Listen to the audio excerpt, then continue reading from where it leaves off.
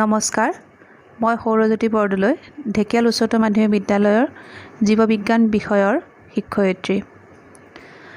উচ্চতৰ মাধ্যমিকৰ দ্বিতীয় বাৰ্ষিকৰ ছাত্ৰ ছাত্ৰীসকল, আজি তোমালোকৰ বাবে মই তোমালোকৰ জীৱবিজ্ঞান পাঠ্যপুথিৰ দ্বিতীয় পাঠ সপুষ্পক উদ্ভিদত যৌন প্ৰজনন পাঠটো আলোচনা কৰিবলৈ ওলাইছোঁ।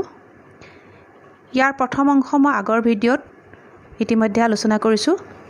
আজি তোমালোকক মই স্ত্ৰী ৰেণুজনন অৰ্থাৎ মেগাস্প'ৰজেনেচিছৰ বিষয়ে আলোচনা কৰিম। গৰ্ভকেশৰ আৰু স্ত্ৰী ৰেণুধানী অৰ্থাৎ ডিম্বক। এপাহ ফুলৰ চতুৰ্থ চক্ৰ স্ত্ৰী স্তৱকে ফুলপাহৰ স্ত্ৰী জননাংগক প্ৰতিনিধিত্ব কৰে। স্ত্ৰী স্তৱক গৰ্ভকেশৰৰ দ্বাৰা গঠিত হয়। কেতিয়াবা এই গৰ্ভকেশৰ এডাল অথবা এডালতকৈ বেছি হোৱা দেখা যায়। যদি গৰ্ভকেশৰ এডাল থাকে তেতিয়াহ'লে তেনে পুষ্পক একগৰ্ভপত্ৰী আৰু এডালতকৈ বেছি গৰ্ভকেশৰ থাকিলে বহুগৰ্ভপত্ৰী বোলা হয়। এনে বহুগৰ্ভপত্ৰী ফুল কেতিয়াবা মুক্ত আৰু কেতিয়াবা যুক্ত হোৱা দেখা যায়। যদি গৰ্ভকেশৰডাল যুক্ত হয় তেতিয়াহ'লে যুক্ত গৰ্ভপত্ৰী আৰু যদি মুক্ত হয় তেতিয়াহ'লে মুক্ত গৰ্ভপত্ৰী বোলা হয়। তোমালোকে চিত্ৰত আফিং গছৰ বহুগৰ্ভপত্ৰী কিন্তু যুক্ত গৰ্ভপত্ৰীৰ গৰ্ভকেশৰ দেখা পাবা আৰু তিতাচপা গছৰ বহুগৰ্ভপত্ৰী কিন্তু মুক্ত গৰ্ভপত্ৰীৰ গৰ্ভকেশৰ দেখা পাবা। এতিয়া আমি কাষৰ চিত্ৰত লক্ষ্য কৰোঁ। কাষৰ চিত্ৰত এডাল গৰ্ভকেশৰ আৰু ইয়াৰ তিনিটা অংশ দেখুওৱা হৈছে। একেবাৰে মূৰৰ অংশক গৰ্ভমুণ্ড বোলা হয় আৰু ইয়াতেই পৰাগৰেণু আহি থিতাপি লয়হি। আৰু দীঘল লাহি অংশক গৰ্ভদণ্ড আৰু তলৰ ফুলি থকা অংশক গৰ্ভাশয় বোলা হয়, যিটো পুষ্পাক্ষত লাগি থাকে। গৰ্ভাশয়ৰ ভিতৰত ডিম্বাশয়ী কোষ্ঠ অৰ্থাৎ অভেৰিয়ান লকিউল থাকে, য'ত অপৰাই স্থিতি লাভ কৰে। তোমালোকে একাদশ শ্ৰেণীত অপৰাৰ বিন্যাসৰ কথা ইতিমধ্যে পঢ়ি আহিছা। অপৰাৰ পৰা স্ত্ৰী ৰেণুধানী অৰ্থাৎ মেগাস্প'ৰেঞ্জিয়ামবিলাকৰ সৃষ্টি হয়, যিবিলাকক সাধাৰণতে ডিম্বক বুলি কোৱা হয়। এতিয়া আমি স্ত্ৰী ৰেণুধানী অৰ্থাৎ ডিম্বকৰ বিষয়ে আলোচনা কৰিম। গুপ্তবেজী উদ্ভিদৰ এটা ডিম্বক আমি আদৰ্শ ডিম্বক হিচাপে ল'ব পাৰোঁ। তোমালোকে চিত্ৰত এটা ডিম্বক লক্ষ্য কৰা আৰু ইয়াৰ বিভিন্ন অংশসমূহ চাবলৈ যত্ন কৰা। ডিম্বক এটা অপৰাৰ লগত এডাল ঠাৰিৰ দ্বাৰা সংযোগ হৈ থাকে আৰু ইয়াক ডিম্বক নাড়ী বোলে।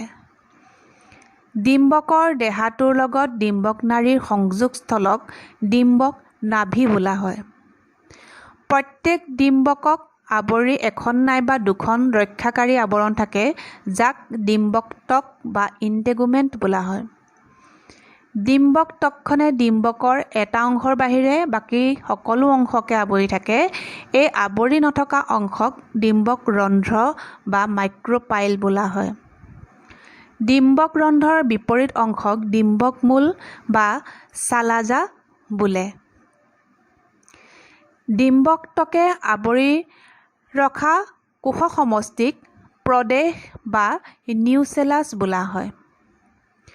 ভ্ৰূণস্থলী বা স্ত্ৰীলিংগদৰ উদ্ভিদ অৰ্থাৎ ফিমেল গেমেট'ফাইট এই নিউচেলাছৰ মাজতেই সোমাই থাকে। স্ত্ৰী ৰেণুজনন অৰ্থাৎ মেগাস্প'ৰজেনেচিছ। যি পদ্ধতিৰ দ্বাৰা স্ত্ৰী ৰেণু মাতৃকোষ অৰ্থাৎ মেগাস্প'ৰ মাদাৰ চেলৰ পৰা স্ত্ৰী ৰেণুৰ সৃষ্টি হয় তাকে স্ত্ৰী ৰেণুজনন বোলা হয়। ডিম্বকৰ নিউচেলাছৰ ডিম্বক ৰন্ধ্ৰৰ ফালে থকা এটা কোষ দেখাত আনবিলাকতকৈ পৃথক হয়। তোমালোকে প্ৰথম চিত্ৰটোত লক্ষ্য কৰা। নিউচেলাছৰ এটা কোষ দেখাত ডাঙৰ ডাঠ কোষপৰকযুক্ত আৰু কোষকেন্দ্ৰটো সুস্পষ্ট হোৱা দেখা গৈছে। ইয়াক স্ত্ৰী ৰেণু মাতৃকোষ বা স্ত্ৰী জনন কোষৰ প্ৰপসূতক কোষ অৰ্থাৎ আৰ্কিস্পৰিয়েল চেল বোলা হয়। এই কোষটো প্ৰথমে পথালিকৈ দুভাগ হয় আৰু ডিম্বক ৰন্ধ্ৰৰ ফালে এটা কোষ আৰু ভিতৰৰ ফালে আন এটা কোষৰ সৃষ্টি হোৱা দেখা গৈছে। ডিম্বক ৰন্ধ্ৰৰ ফালে সৃষ্টি হোৱা কোষটোক প্ৰাথমিক প্ৰাচীৰ কোষ আৰু নিউচেলাছৰ ফালে বা ভিতৰৰ ফালে সৃষ্টি হোৱা কোষটোক প্ৰাথমিক ৰেণুজনন কোষ বোলা হয়। তোমালোকে লক্ষ্য কৰিবা এই দুয়োটা কোষৰ ক্ৰম'জম সংখ্যা দুগুণ ক্ৰম'জম বিশিষ্ট অৰ্থাৎ টুৱাইচ এন নাম্বাৰ হোৱা দেখা যায়। কাৰণ এই কোষ দুটা উদ্ভিদৰ দেহ কোষৰ পৰা বিভাজন হৈ উৎপত্তি হৈছে। প্ৰাথমিক প্ৰাচীৰ কোষটোৰ পুনঃ বিভাজন হৈ বহিস্তকৰ সৃষ্টি কৰে অৰ্থাৎ বেৰৰ সৃষ্টি কৰে আৰু ভিতৰৰ ফালে থকা কোষটোৱে স্ত্ৰী ৰেণু মাতৃকোষ হিচাপে কাম কৰে। ইয়াৰ যিহেতু ক্ৰম'জম সংখ্যা দুগুণ ক্ৰম'জম বিশিষ্ট হয়, গতিকে ইয়াৰ পৰা স্ত্ৰী ৰেণু কোষ সৃষ্টি হ'বৰ বাবে ইয়াৰ হ্ৰাসাত্মক বিভাজন অৰ্থাৎ মিঅ'টিক চেল ডিভিজন হোৱাটো দৰকাৰ। এই কোষটোৰ মিঅ'টিক চেল ডিভিজন বা লঘুকৰণ বিভাজন হৈ এগুণ ক্ৰম'জম বিশিষ্ট 4টা কোষৰ সৃষ্টি হয়। ইয়াৰে তোমালোকে চিত্ৰত লক্ষ্য কৰা ওপৰৰ 3টা কোষ নষ্ট হৈ যায় আৰু বাকী থকা কোষটোৱে স্ত্ৰী ৰেণু কোষ অৰ্থাৎ মেগাস্প'ৰ হিচাপে কাম কৰি থাকি যায়। স্ত্ৰী জনন কোষ বা স্ত্ৰী লিংগৰ উদ্ভিদ অৰ্থাৎ ফিমেল গেমেট'ফাইট। তোমালোকে দেখিলা যে সপুষ্পক উদ্ভিদৰ 4টা স্ত্ৰী ৰেণুৰ ভিতৰত মাত্ৰ এটাহে কাৰ্যক্ষম হয় আৰু বাকী 3টা নষ্ট হৈ যায়। এনেদৰে কেৱল এটা ক্ৰিয়াত্মক স্ত্ৰী ৰেণুৰ পৰা স্ত্ৰী লিংগৰ উদ্ভিদ অৰ্থাৎ ভ্ৰূণস্থলীৰ বিকাশ হোৱা এই পদ্ধতিক এক ৰেণু বিকাশ অৰ্থাৎ মনস্পৰিক ডেভেলপমেণ্ট বোলা হয়। এতিয়া আমি ইয়াত কেনেকৈ স্ত্ৰী ৰেণুৰ বিকাশ হয় ভ্ৰূণস্থলীৰ সৃষ্টি হয় তাৰ বিষয়ে আলোচনা কৰিম।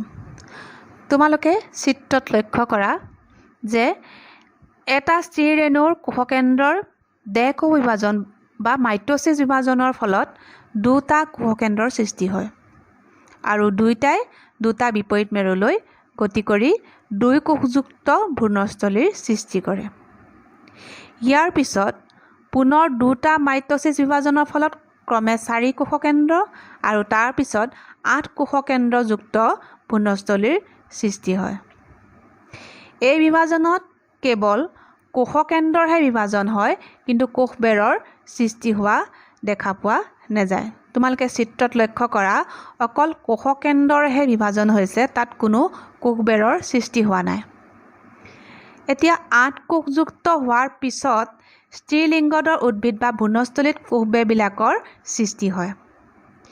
এতিয়া দুই মূৰৰ পৰা একোটা কোষকেন্দ্ৰ ভ্ৰূণস্থলীৰ মধ্যভাগলৈ গুচি আহি লগ লাগে আৰু দুগুণ ক্ৰম'জম বিশিষ্ট নিশ্চিত কোষকেন্দ্ৰ বা গৌণ কোষকেন্দ্ৰ, যাক ডেফিনিট নিউক্লিয়াছ বুলি কোৱা হয়, তাৰ গঠন কৰে। তোমালোকে চিত্ৰটো লক্ষ্য কৰা দুই মূৰৰ পৰা এটা এটা কোষকেন্দ্ৰ মাজত আহি লগ লাগিছে আৰু দুটা ধ্ৰুৱীয় কোষকেন্দ্ৰ বা নিশ্চিত কোষকেন্দ্ৰ, যাক গৌণ কোষকেন্দ্ৰ বুলিও কোৱা হয়, তাৰ গঠন কৰিছে। নিশ্চিত কোষকেন্দ্ৰ গঠনকাৰী কোষকেন্দ্ৰ দুটাক মেৰু কোষকেন্দ্ৰও বোলা হয় বা অৰ্থাৎ পলাৰ নিউক্লিয়াছ বুলি কোৱা হয়।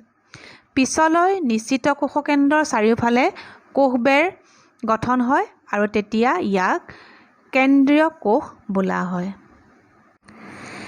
এটা পুৰঠ ভ্ৰূণস্থলী কেনেকৈ সজ্জিত থাকে তাৰ বিষয়ে আলোচনা কৰিম। চিত্ৰত তোমালোকে এটা পুৰঠ ভ্ৰূণস্থলী দেখা পাবা আৰু এই ভ্ৰূণস্থলী কোষকেইটা বৈশিষ্ট্যপূৰ্ণভাৱে বিস্তাৰিত হৈ থাকে। ডিম্বক ৰন্ধ্ৰৰ ফালে থকা 3টা কোষক গৰ্ভযন্ত্ৰ অৰ্থাৎ এগ এপাৰেটাছ বোলা হয়। ইয়াত এটা ডিম্বাণু অৰ্থাৎ এগ চেল আৰু দুটা সহকাৰী কোষ অৰ্থাৎ চিনাৰ্জিড থাকে। তোমালোকে চিত্ৰত লক্ষ্য কৰা ডিম্বক ৰন্ধ্ৰৰ ফালে দুটা এগ এপাৰেটাছৰ লগত দুটা সহকাৰী কোষৰ সৈতে এটা ডিম্বাণু দেখা পাবা। সহকাৰী কোষ দুটা ডিম্বক ৰন্ধ্ৰৰ ফালে কিছু ফুলি থাকে। ইয়াক সূত্ৰাকাৰ যন্ত্ৰ অৰ্থাৎ ফিলিফৰ্ম এপাৰেটাছ বোলে। এই যন্ত্ৰৰ প্ৰয়োজনীয়তা হ'ল পুংনলিকাক ডিম্বাণুৰ দিশে পথ নিৰ্দেশনা দিয়ে। ডিম্বক মূলৰ ফালে থকা কোষ তিনিটাক প্ৰতিপাদ পোষসমষ্টি অৰ্থাৎ এণ্টিপডেলছ বোলা হয়। যিহেতু কেন্দ্ৰীয় কোষটোত দুটা ধ্ৰুৱীয় কোষকেন্দ্ৰ থাকে, গতিকে এটা আদৰ্শ ভ্ৰূণস্থলীত যদিও 8টা কোষকেন্দ্ৰ থকা দেখা যায়, কিন্তু 7টাহে কোষকেন্দ্ৰ থাকে। কাৰণ দুটা পোলাৰ নিউক্লিয়াছ বা কোষকেন্দ্ৰ লগ হৈ পেলাই এটা টুৱাইচেন ক্ৰম'জমযুক্ত নিশ্চিত কোষকেন্দ্ৰ বা গৌণ কোষকেন্দ্ৰৰ গঠন কৰে। গতিকে তোমালোকে দেখিলা কেনেকৈ এডাল গৰ্ভকেশৰৰ ভিতৰত ডিম্বকৰ সৃষ্টি হয় আৰু এই ডিম্বকৰ ভিতৰত স্ত্ৰীৰেণুৰ উৎপত্তি হয় আৰু এই স্ত্ৰীৰেণুৰ বিকাশ হৈ এটা ভ্ৰূণস্থলীৰ সৃষ্টি হয়। ইয়াৰ পিছৰ ক্লাছত আমি পাঠটোৰ পিছৰ অংশ আলোচনা কৰিম। গতিকে আজিলৈ ধন্যবাদ।